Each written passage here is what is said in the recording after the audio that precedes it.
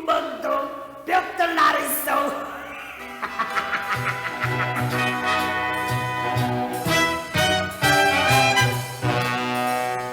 정치유 3등이라 관세를 마오. 깜깜한 쥐구멍도 볕들 날있소. 인기란 돌고 돌아 있다가 없는 것. 앞으로 어찌 될지 누가 알겠소. 부정한 정치자들 뉴스 엎드려소.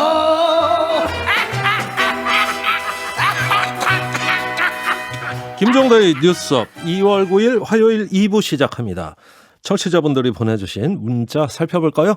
새콤달콤님, 이번 명절에도 시댁 포기입니다. 시아버지께서 엄청 서운해하셔서 마음에 걸려요. 아유, 명절이 새콤달콤하지가 않네요. 시아버지 서운해하실 텐데 위로 전화라도 좀 하셔야겠습니다. 제주댁님, 제주는 비상입니다. 명절에 관광객들, 귀성객들 많이들 몰려온다고 해서 우리는 집콕하려고요. 예, 많이 와도 걱정이네요. 참 어떡합니까? 좀 힘들더라도 집콕하시면서 명절 이후를 또 준비하시면 좋겠습니다.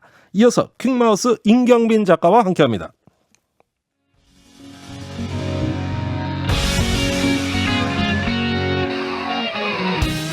기준 아홉, 기분 아홉, 기운 아홉. 김종대의 뉴스 아홉. 오늘 하루 관심을 끌었던 뉴스, 김종대의 뉴스업만의 시선으로 살펴보는 시간입니다. 킹마우스 임경빈 작가 어서 오세요. 안녕하세요. 자, 오늘 첫 번째 이슈부터 살펴볼까요? 자, 첫 번째 이슈 280억짜리 망신살입니다. 아이고, 뭔 망신살인데 이렇게 비쌉니까? 그러게 말입니다. 자, 예. 2019년 3월이었습니다. 그 미국 CNN에서 그 보도를 해가지고 국제적인 화제를 낳았던 사건이 있는데 경북 의성군의 예. 쓰레기산 사건입니다. 쓰레기산. 네, 어마어마하게 쌓여 있었던 폐기물 쓰레기들이 굉장히 인상적이었는데 예. 그걸 다 치우는데 들어간 총 비용이 무려 280억 원 정도라고 합니다. 아이고, 많이도 드네요. 이게 이제 사실 그 의성군의 어느 작은 마을에 예. 무려 이제 총 높이로 치면은 가장 높은 데가 15m에 달하는 어마어마한 폐기물 쓰레기가 쌓였던 건데 예. 원래는 이제 한 폐기물 처리 업체가 그 허가 받았었던 그 처리 가능한 그러니까 예. 모아놓을 수 있는 가능한 쓰레기 양이 한 2,100여 톤 예. 정도였는데 그거를 훌쩍 넘어서 전국 각지에서 모아들인 쓰레기들을 쌓아놓고 정작 처리를 안 하고 방치를 해버린 그 바람에 이제 전 국민의 경악과 분노를 업시켰던 사건입니다. 아, 그래요? 그래서 의성군이 그 업체에 대해서 이제 행정 대집행을 해가지고 예. 이거 일 처리를 했는데 이때 파악한 총 쓰레기 양이 무려 20만 8천 톤.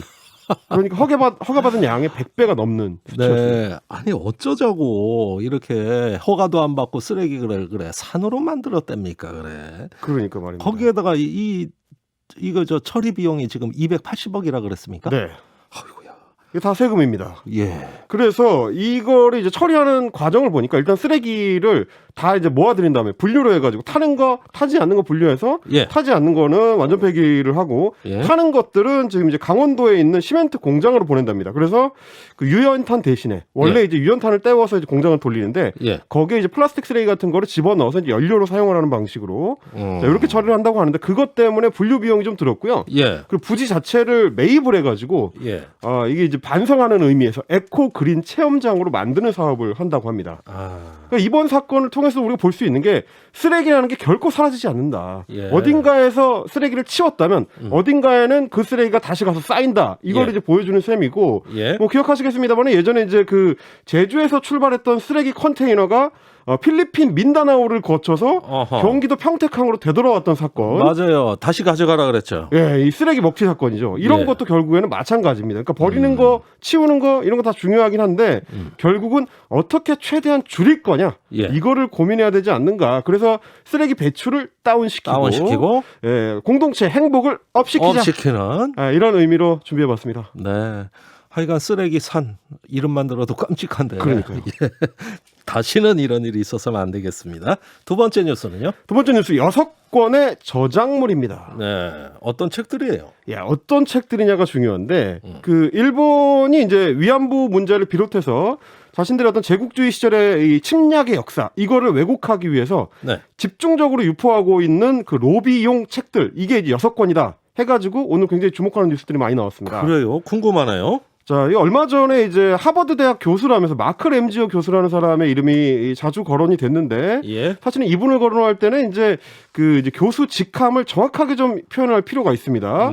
하버드대 미쓰비시 일본 법학 교수입니다. 나 그거 참 희한해요. 네. 무슨 교수 직함에 미쓰비시 기업 이름이 붙어요. 왜냐하면 기업에서 돈을 냈거든요.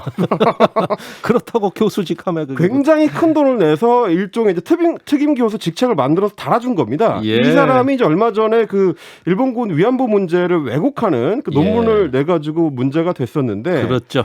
거기에 상당수의 자료들을 문제의 그 6권의 저작들에서 인용을 했다고 합니다. 네. 저작들의 면면을 보면 아주 화려한데, 예. 박유화 교수의 그 악명 높은 제국의 위안부가 들어있고요. 아하. 그리고 이제 반일 종족주의라는 책의 그 공저자이기도 하죠. 이우연 박사가 쓴 예. 전시 일본에 동원된 한국인 탄광 노동자들. 이거 역시 이제 강제징용 문제를 왜곡하는 저작으로 보입니다. 네. 그리고 이제 극우 인사이자 일본의 극우 인사이자 아베 브레인 오인조 이렇게 불렸던 니시오카 스토무라는 양반이 있습니다. 예. 이 사람도 이제 위안부를 전면 부정하는 강제연행을 부정하는 사람이고요. 예. 고노다마를 부정하는 파로 알려진 그래서 이제 아베 정권 때는 고노다마 검증팀에 참여하기도 했던 하타 이쿠이코 이런 사람들의 저작이 거기 포함이 되어 있습니다. 이 목록들만 봐도 대충 어떤 책들인지 알 수 있다. 그래서 위안부 피해라든지 강제징용이라든지 이런 거에 이제 부정하는 논리를 제공하는 그런 책들입니다. 어떻게 기가 막히게 역사 왜곡물만 잘 골라 모으셨네. 이렇게 해서 확증 편향이 강화된 거군요. 바로 그렇습니다. 어떻게 하다 보니까 혹은 기가 막히게 우연적으로 맞아떨어진 게 아니고요. 살펴보니까 아주 정밀하게 설계된 내용입니다. 이게 이제 일본 외교부에서 그 특히 이제 미국을 중심으로 한 해외에 집중적으로 로비를 하기 위해서 애초에 만들어낸 목록 중에 하나인데 이거를 이제 확인해 보니까 미국 같은 경우는 이제 국가기관을 대상으로 해서 이제 로비를 할 수 있는데 대신 등록을 해야 되거든요. 그래서 미국 법무부 사이트를 가보면 뉴욕 주재 일본 총영사관이 이 책들을 묶어가지고 미국의 그 로비 컨설팅 업체하고 용역 계약을 체결한 걸 신고한 목록이 있습니다. 이 용역 내용이 수상하나요? 자, 일본의 목적에 다가가기 위한 공공 전략을 개발하고 시행한다. 라는 목적에 따라서 이런 책들을 이제 6권을 선정을 해가지고 이걸 유포시키기 위해서 이제 2-3페이지 정도 되는 영어 요약본을 만들어가지고 학계에 뿌리는 역할을 하는 겁니다. 그래서 실제로 관련 논문들의 인용이 되게 되면 성공인 거죠. 그러니까 이런 걸 보면 일본이 이제 국제적인 이런 움직임을 보이는 거 우리가 눈 뜨고 보고만 있다가는 시간이 지날수록 이 문제의 왜곡을 놓칠 수밖에 없다. 그러니까 우리도 국제적인 인식을 업시키기 위해서 좀 적극적인 대응을 할 필요가 있지 않을까 좀 그런 생각이 바로 들었습니다. 공공외교라고 하는 건데요. 정리해 보겠습니다. 일본 기업은 돈을 대고 일본 정부는 자료를 대고 이렇게 해서 모아지는 게 미국의 그 학계. 일본학을 전공하는 학자한테 모아져서 거기서 결과물이 나온 거다. 그래서 하버드 대학 교수의 논문이라는 타이틀을 달고 전 세계로 퍼지게 되는 겁니다. 네. 아이고 무섭습니다. 우리나라 외교부도 분발 좀 해야 되겠습니다. 우리 공공외교 더 강화해야 되겠죠. 자, 종대 발표로 돌아오겠습니다.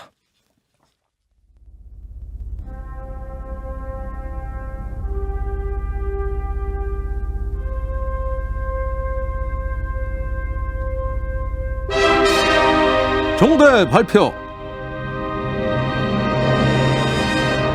한국방송 최초 스몰 데이터 기반 청취자 선정 검색어 종대 발표. 뉴스업은 공장에서 뉴스를 찍어내지 않습니다. 우리는 더 나은 현실을 꿈꾸지 않을 수 없죠. 킹마우스와 김종대의 뉴스업 제작진이 고른 더 나은 미래를 위한 대안적 상상의 검색어 대결 시간입니다. 자, 킹마우스 오늘 검색어 뭡니까?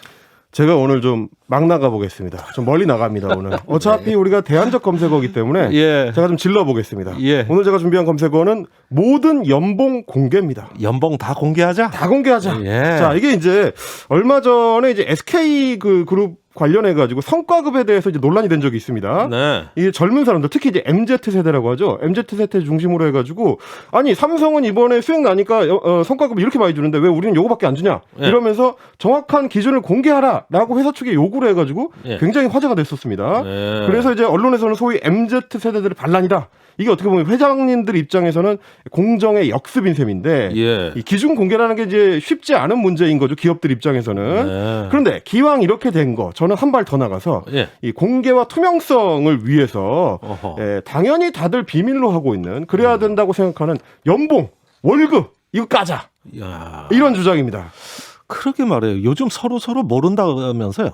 네, 이게 사실 그리고 알려지면 안 되는 걸로 다들 알고 있어요. 실제로 예, 이제 프라이버시요? 회사에서는 네, 예. 이거는 이제 비밀로 유지해야 된다 이런 조항을 걸기도 하고 그런데 예. 이게 사실은 알고 보면 성과급 1년에 한 번 받는 것보다 월급 매달 받는 게 훨씬 더 중요한데도 예. 제대로 어떤 그 공개 기준이 없다 보니까 다들 서로 모르거든요. 예. 그러니까 이제 회사 다니는 사람들 입장에서는 가끔 보면 아니 저 아무것도 하는 거 없는 그 잔소리만 하는 부장님 도대체 예. 얼마 받냐 그래서 예. 우리 옆 팀의 그 내 동기 나보다 이 성과는 덜 내는 것 같은데 예. 가만 보면 생활이 풍족하단 말이야. 나보다 돈 많이 받는 거 아닐까? 아하. 이런 의문을 가질 때가 있단 말이죠. 네. 그래서 실제로 북유럽 같은 경우는 예. 이 소득의 투명한 공개가 이루어지고 있는 걸로 지금 알려져 있습니다. 아, 제가 그래요? 좀 조사를 해봤더니 예. 자, 스웨덴, 노르웨이, 핀란드, 아이슬란드 이런 이제 북유럽 국가들 어허. 이미 19세기 중반부터 해가지고 개인이나 기업의 과세 정보를 공개를 하고 있는데 예.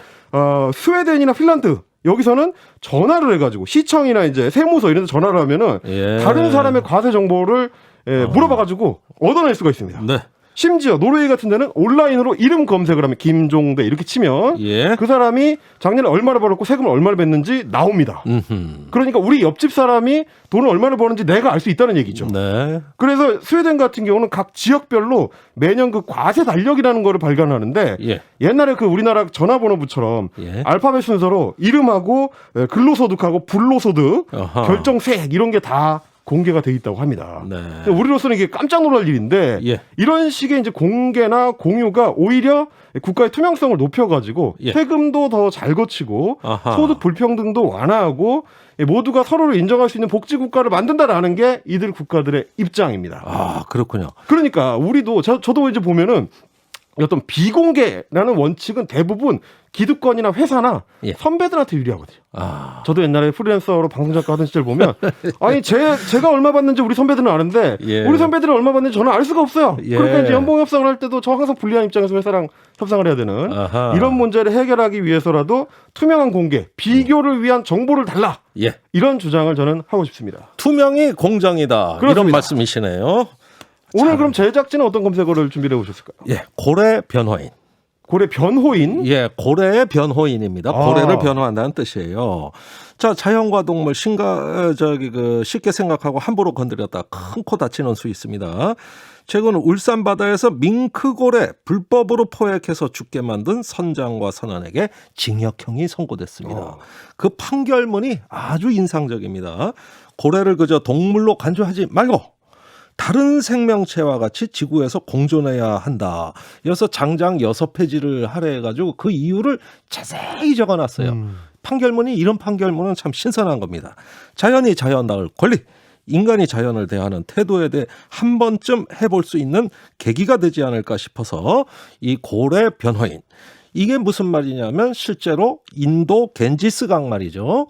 이 법인격이 인정돼서 겐지스강의 변호인이 선임될 수 있습니다. 놀랍죠? 겐지스강을 위해서 이 법정에서 변호를 하는 거죠? 예, 맞습니다. 겐지스강은 하나의 인격이에요.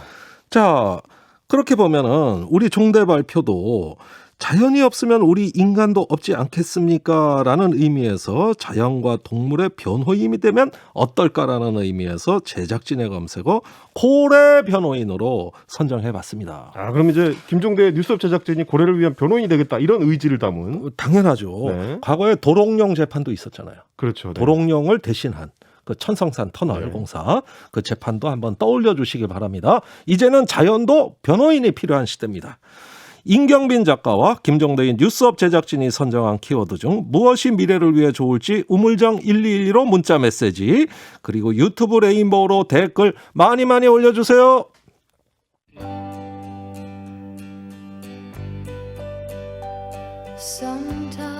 종대 발표에 참여하신 청취자분들에게 느타리 버섯을 집에서 키울 수 있는 키트를 드립니다. 단문 50원, 장문 100원의 유료 문자 샵 1212번으로 여러분이 선택한 더 나은 미래를 위한 검색어를 보내주세요. 유튜브 댓글, 레인보우 앱 게시판에서도 기다리고 있을게요. 감사합니다.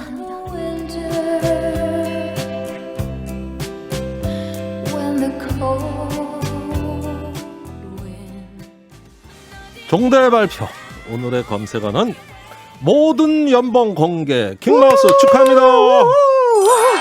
근데 갑론을박이 좀 있어요. 네. 예, 마음 길베리님, 킹마우스님 출연료 공개. 야, 이게 바로 이렇게 돌아오는 거군요. 그래서 네, 사장님들이 그렇습니다. 이렇게 싫어하시는 거구나, 예, 이게. 언제 공개하세요? 아, 제가 예. 이제 공개하는 건 어렵지 않습니다. 하지만 그 CBS 입장에서 CBS가 좀 불쌍해 보일 수가 있습니다. 공개하지 마세요. 알겠습니다. 네, 당첨자님은 복순이냥 집사님입니다. 오늘 타리타리 느타리 키트 받으실 당첨자님 복순이냥 집사님, 단문 50원, 장문 100원의 유료 문자 우물정 1212로 버섯 키트 받으실 주소와 연락처 꼭 보내주세요. 킹마우스 오늘 수고 많으셨습니다. 감사합니다.